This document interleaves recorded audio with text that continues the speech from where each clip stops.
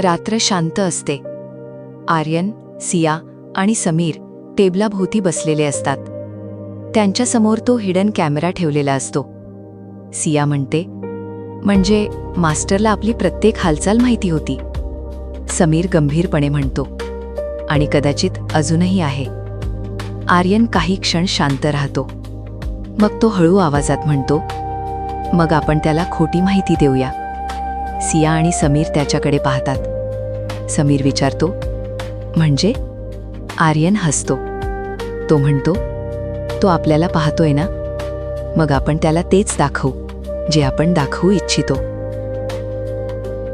सिया हळू आवाजात म्हणते, तू त्याच्यासाठी ट्रॅप तयार करतोयस. आर्यन मान हलवतो. हो.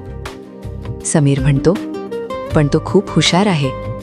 आर्यन उत्तर देतो, मग यावेळी आपण जास्त हुशार बनायचं. आर्यन कॅमेरा परत त्या जागेवर ठेवतो. मग तो मोठ्याने बोलायला लागतो.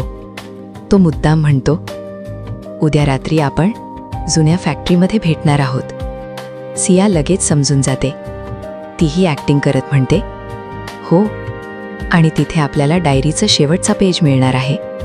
समीर हलकं हसतो. तो म्हणतो, मास्टर आता नक्की येणार. कट्टू. एका अंधाळ्या खोलीत कोणीतरी स्क्रीनवर त्यांना पाहत असतो. फक्त त्याचे डोळे दिसत असतात. तो शांतपणे हसतो आणि म्हणतो, इंटरेस्टिंग. दुसऱ्या दिवशी रात्री तिघेही फॅक्टरीजवळ पोहोचतात. पण यावेळी ते फॅक्टरीमध्ये जात नाहीत. ते समोरच्या इमारतीत लपतात. समीर बायनॉक्युलर्समधून पाहत असतो. सिया म्हणते, तो येईल का? आर्यन शांतपणे म्हणतो, तो येणारच, कारण त्याला वाटतं तो आपल्यापेक्षा हुशार आहे. काही वेळानंतर एक काळी गाडी फॅक्टरीजवळ येऊन थांबते. तिघेही सावध होतात. गाडीतून एक माणूस उतरतो. त्याने हुडी घातलेली असते. त्याचा चेहरा दिसत नसतो. सिया हळू आवाजात म्हणते, तो मास्टर आहे का? आर्यन काही बोलत नाही. तो फक्त त्या माणसाकडे पाहत राहतो. तो माणूस फॅक्टरीमध्ये जातो. समीर म्हणतो, आपण त्याच्या मागे जाऊया. आर्यन थांबवतो. तो म्हणतो, नाही, अजून नाही. तेवढ्यात आर्यनच्या फोनवर मेसेज येतो.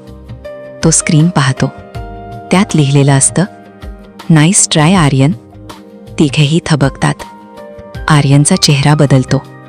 सिया म्हणते, म्हणजे त्याला सगळं माहिती होतं. तेवढ्यात समोरची फॅक्टरी अचानक स्फोटाने हादरते. मोठा आवाज होतो. आग पसरते. सिया घाबरते. समीर म्हणतो, हे ट्रॅप होतं. आर्यन शांतपणे जळणाऱ्या फॅक्टरीकडे पाहत राहतो, कारण त्याला आता समजतं, मास्टर एक पाऊल पुढे आहे. आर्यनने मास्टरसाठी सापळा तयार केला, पण मास्टर आधीच तयार होता. आता पुढचं पाऊल कोणाचं भारी पडणार? पूर्ण स्टोरी ऐकण्यासाठी स्टोरीबॉक्स मराठी या यूट्यूब चॅनलला सबस्क्राईब करा.